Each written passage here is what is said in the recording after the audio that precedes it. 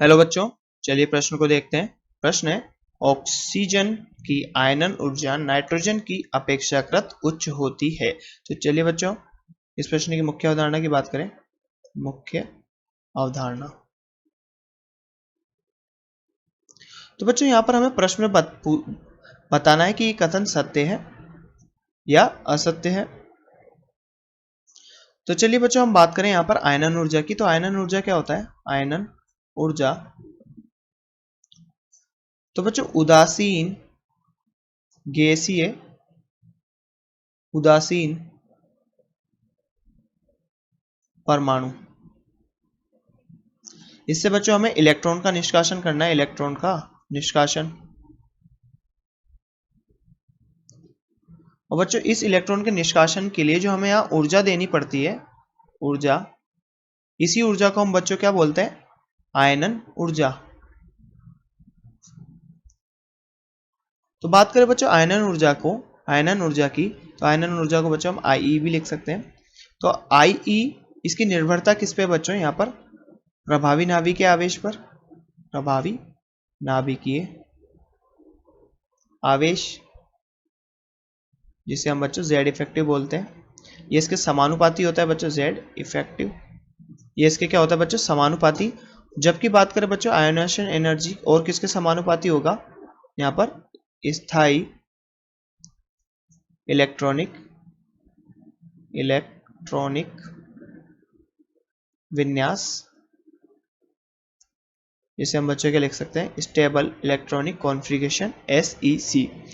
तो बच्चों यहाँ पर प्रभावी नाभिकीय आवेश के आयोनाइजेशन एनर्जी या आयनन ऊर्जा समानुपाती होती है बच्चों, और ये प्रभावी स्थायी इलेक्ट्रॉनिक विन्यास के भी समानुपाती होगी। तो बच्चों प्रभावी नाभिकीय आवेश की बात करें जेड इफेक्टिव की, तो समूह यहाँ पर आवर्त में बच्चों बाएं से दाएं जाने पर, बाएं से,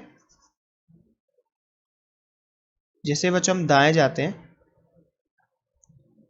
तो क्या होता है? जेड इफेक्टिव यानी प्रभावी नाभिकीय आवेश का मान बढ़ता है।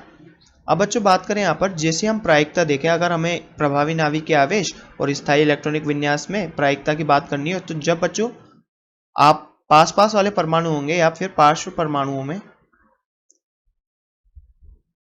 में, हम बच्चों हमारी प्रायिकता क्या रहेगी?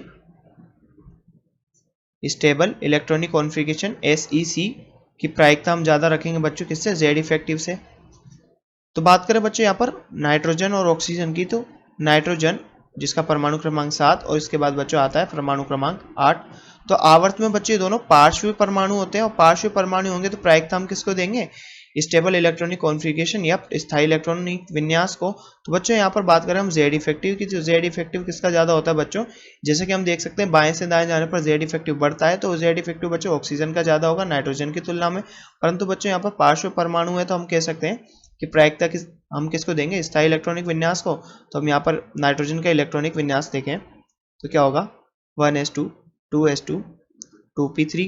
और यहाँ पर क्या होगा बच्चों? 1s2। यहाँ पर बाह्य कक्षा ले लेते हैं बच्चों हम इलेक्ट्रॉनिक विन्यास में, और बाह्य कक्षा की बात करें तो ऑक्सीजन की बाह्य कक्षा का इलेक्ट्रॉनिक विन्यास 2s2 2p4 होगा। अब बच्चों बात करें यहाँ पर, तो नाइट्रोजन के पास क्या है बच्चों? स्थायी ऑक्सीकरण, स्थायी इलेक्ट्रॉनिक विन्यास, स्टेबल इलेक्ट्रॉनिक कॉन्फ़िगरेशन, जबकि बच्चों ऑक्सीजन के पास ये नहीं है।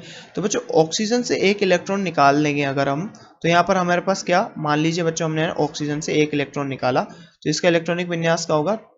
2s2 2p3। तो बच्चों ये तो यहाँ पर स्थायी हो गया, तो बच्चों ये आसानी से एक इलेक्ट्रॉन दे देगा, तो इसकी आयोनाइजेशन एनर्जी का मान क्या होगा बच्चों? कम होगा। आयोनाइजेशन एनर्जी का मान कम होगा।